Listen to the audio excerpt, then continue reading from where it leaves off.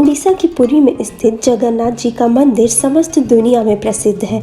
यह मंदिर हिंदुओं के 4 धामों में से एक है। जगन्नाथपुरी में भगवान विष्णु के अवतार कृष्ण का मंदिर है, जो बहुत विशाल और कई सालों पुराना है।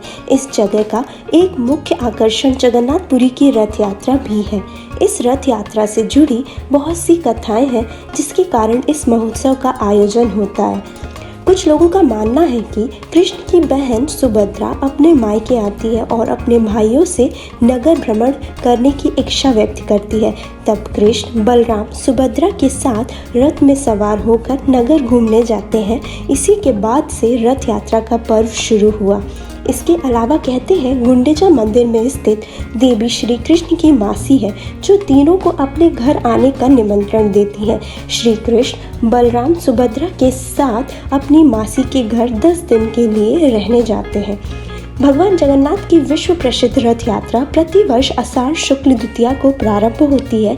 इस बार 2021 की जगन्नाथ रथ यात्रा 12 जुलाई को है। कहते हैं कि भगवान भाव के भूखे होते हैं, वह अपने भक्तों में कोई भेद नहीं करते। यह बात हर साल उड़ीसा के पुरी में आयोजित होने वाली रथ यात्रा के दौरान देखने को मिलती है। इस रथ यात्रा के दौरान भगवान जगन्नाथ जी का रथ एक मुस्लिम की मज़ार पर रुकता है। यह मुस्लिम भगवान जगन्नाथ जी का अनन्य भक्त था। जानकारी के मुताबिक यह उस समय की घटना है जब भारत पर मुगलों का शासन था। साल्वेग इस्लाम धर्म को मानता था। उसकी माता हिंदू और पिता मुस्लिम थे। साल्वेग मुगल सेना में भर्ती हो गया। एक बार उसके माथे पर चोट लगने के कारण बड़ा घाव हो गया।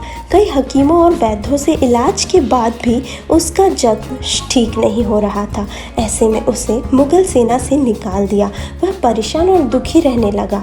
तब उसकी माता ने उसे भगवान जगन्नाथ जी की भक्ति करने की सलाह दी। साल्वेग ने ऐसा ही किया। उसकी पूजा से खुश होकर जल्द ही भगवान जगन्नाथ ने साल्वेग को सपने में दर्शन दिए।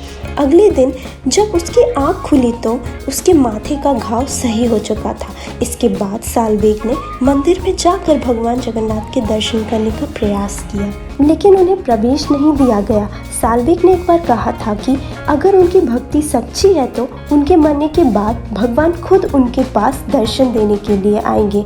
ऐसी मान्यता है कि साल्वेग की मृत्यु के बाद जब रथ यात्रा निकली तो रथ के पहिए मज़ार के पास जाकर थम गए।